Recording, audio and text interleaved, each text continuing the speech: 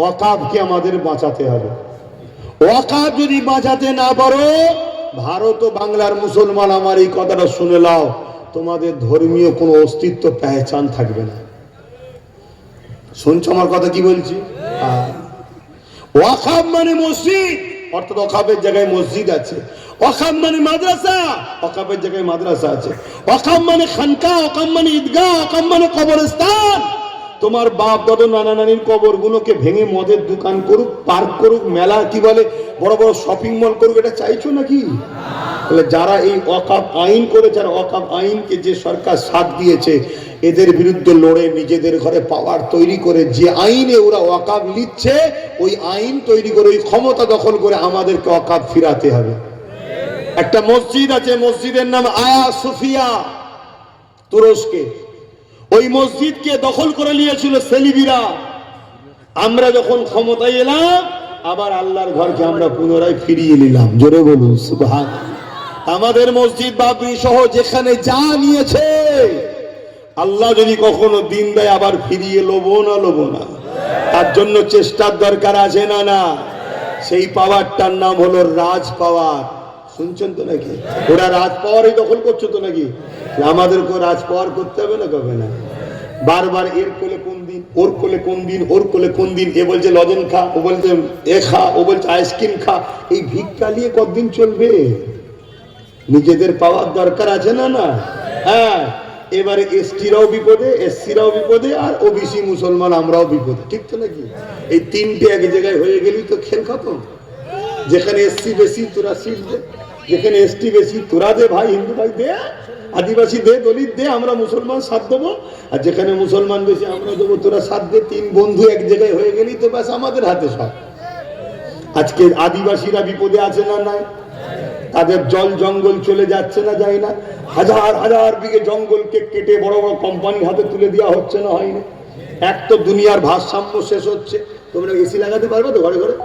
পয়সা আছে? তাহলে গরমের তাপমাত্রা এত বেড়ে যাবে, 60 ডিগ্রি 65 ডিগ্রি গরম হয়ে যাবে, হাফ বয়েল হয়ে যাবে। বাঁচবে কি করে? আব্বাস সিদ্দিকী বেকার বকছে? ইসলাম শুধু বলেছে নামাজ পড়ো, রোজা রাখো, দাড়ি টুপি পড়ো, আল্লাহ আল্লাহ করো। ইসলাম শুধু এইটুকু শিখিয়েছে না, ভালো মন্দ বিবেচনা করাও শিখিয়েছে।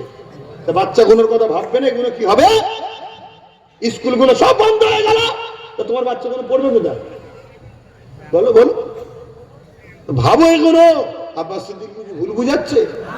তোমার 2-5 মিনিট আর অপেক্ষা করার সময় নেই। এটা হাজার হাজার লোক বসে আছে, কতগুলো 50টা 100-200টা লোক চলে গেল। ঠিক তো নাকি? কেন কালেকশন করছে? কালেকশনটা কি আমি তুলে নিয়ে চলে যাচ্ছি? কিন্তু কমিটি বলছে, কমিটির জন্য। এই কথা বুঝছেন না? বোঝেন না? এটা কোনো ঝগড়া করছি মনে হচ্ছে নাকি? আমি একটু ভাই জোরে কথা বলা লোক রে বাবা। আবার অনেকে বলে নাকি ছোটবেলায় মধু খাইনি আমি, ওই জন্য আমার কথাই নাকি মিষ্টি নেই বলে। আমি একটু জোরে কথা বলি, তা আমার ভাই ভুল করলে বুঝাবো না? এই অধিকারটুকু নেই, তাই তো বুঝাচ্ছি, ভুল করবেন না। আসেন, আমি সংক্ষি বললে ও যা কেউ একজন বলেছে আমার কথায় মধু আছে, আলহামদুলিল্লাহ। তো যাই হোক, আমি অনেক কিছু বললাম, কষ্ট পেলেন? আপনাদের দুশ্মন আমি? বাঁচাবার চেষ্টা করছি তো, কিন্তু হাত দিয়েছি, ডুবছেন, ধরলে তবে তো তুলবো। ঠিক তো নাকি? আমি হুজুর জলসা মাহফিল করছি, আমার ছোট ভাইটা খেয়াল রাখবে। কথা বুঝে আসছে?